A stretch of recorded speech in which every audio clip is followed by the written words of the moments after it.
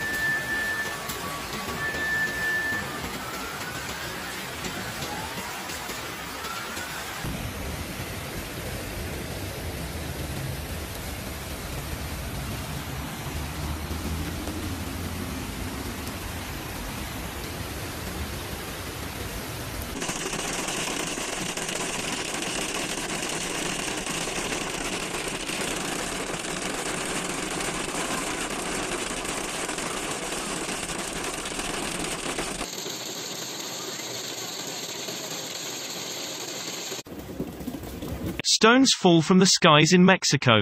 Scary hailstorm in Ciudad de México. Tonight, emergency services continue to attend to puddles and reports of fallen trees in different areas of the Mexico City, after the heavy rain with hail this afternoon. A significant flooding was generated on central lanes of Periférico, in the Mixcoac area, which generates slow traffic in the area.